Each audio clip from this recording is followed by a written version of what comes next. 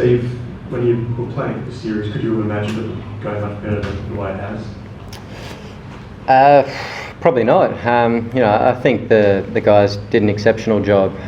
Right from our camp in Dubai, the guys turned up and wanted to find ways to be successful here. And I think every individual found a method that worked. Everyone stood up at different times throughout this series and did a terrific job.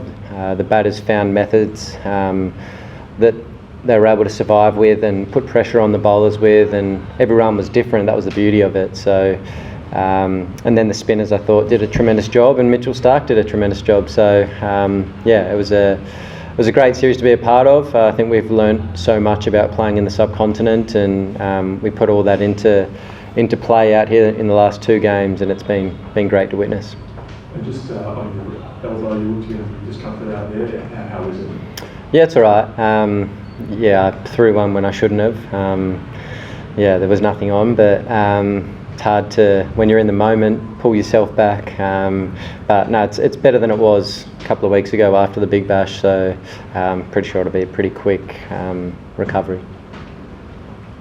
Steve, I know you haven't got many tests coming up in South Asia in the next year, but is the kind of strategy that you've had here, to have a lot of spinners, to have a lot of bowling options, slow bowling options, and the way you batted as well, has that kind of become the blueprint for the way you play in this part of the world now?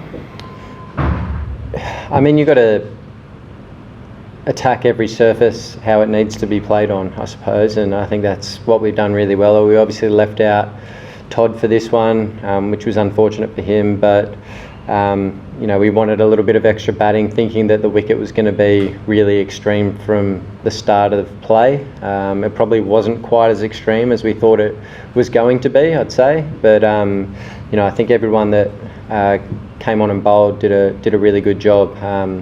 Even Webster yesterday to get the breakthrough at that stage was really important, and then the last one today. So. I think we had a really well balanced squad, plenty of options available at our for whatever we wanted to go with, and everyone that played did a good job. Steve, is there one thing or a few things from, say, the other or the previous subcontinental tours that you think you picked and you did better as a team in this series? Yeah, I think to when we came here in 2016, there was a few of us in that change room that were here then. I think we're just far better equipped to play in these conditions and understand them a lot more than we used to. I think as batters in particular, the way we've been able to put pressure on the bowlers through all different ways. I come down the wicket or sit back. Alex and Inglis and Usman use the sweep, reverse sweep.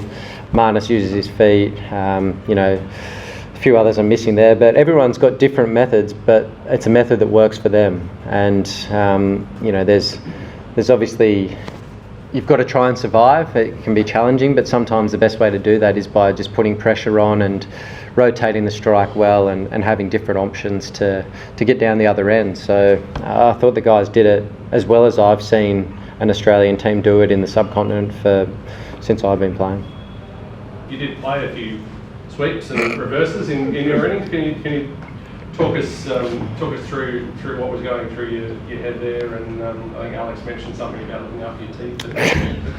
Yeah, probably not wise to do without a helmet on, but I just felt it was the right shot at the right time, I suppose. The field was right, and it's obviously not my first option to go that way, but particularly in when was it? I actually put my helmet on at one stage and started sweeping a bit. I thought the rough on the offside for the off spinner was getting quite thick, and there was a bit going on. I felt a little bit threatened there, so it was the reason why I sort of started sweeping a little bit more. So I was just putting the percentages in my favour, I suppose, which is part of batting in these conditions as well. And more broadly, obviously, you're now putting together a sequence where you, I suppose, back in that vein of being able to make 100, then make another 100, and do that a little bit more often. You haven't done that for a couple of years. How has that felt?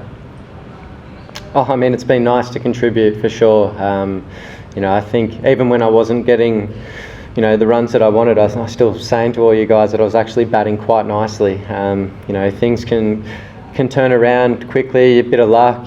First innings in the first test here, I got dropped on one and then went on to make it count. Another day I get caught and we're not having this same conversation. So, there's certainly a lot of luck involved, particularly in these conditions, and even in the conditions back home with the amount of sea movement there's been there. So, you certainly need some luck, and I've had a little bit of that, and you got to make the most of it, which I've done, I suppose, in the last little bit. So no, it's been nice to contribute to some wins and get some good runs on the board. And just lastly, what's the situation with the captaincy for the Champions Trophy? Obviously, Australia's a white ball mode basically tomorrow.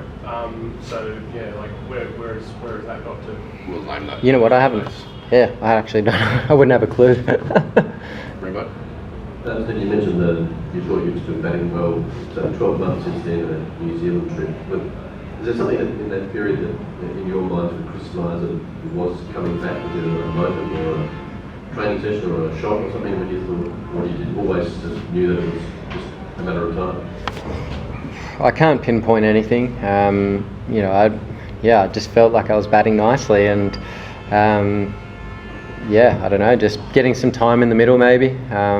As soon as you get that sort of one good score, you get a bit of a read on some bowlers that you're facing, and I don't know, you just feel a bit more comfortable. The old saying, there's nothing like time in the middle. So I think that for me was the Gabba, I suppose. To get a big one there, I sort of started to feel just comfortable, just facing a lot of balls and getting a bit of rhythm. So other than that, I can't really put it down to anything other than just having faith in what I was doing in practice and trusting it, and knowing that the game ebbs and flows. You can have days where the luck's not on your side, and then, as I said before, you have a bit of luck, and then you got to make the most of it. Steve, I think 6 Aussie batters crossed 50 across the series, and then 5 went on to hundreds, and obviously Kerry and Elijah went on even further on tracks that are hard to bat on. How vital is it that when you get those starts you do that? It was great to see plenty of triple-digit scores. Just the way guys were able to cash in once they got in was great. Those wickets are tough to start on. Regardless of where you're batting, it's difficult to start your innings, but when you start to get the pace of the wicket and what it's doing and how it's responding, and you get into a partnership, things get a little bit easier. And then you see so often you lose one wicket, the next guy comes in, the batter that's in's a little bit unsettled, and the new batter's obviously starting their innings. Things can happen really quickly. So when you do have those partnerships going, you've got to make them count. And Uzi and I in the first test, and then Alex and I in the second test put on really large ones, which certainly helped. And then there were other partnerships throughout as well that were, guys chipped in and did really well. So I couldn't be prouder of the group the way we've gone about it here.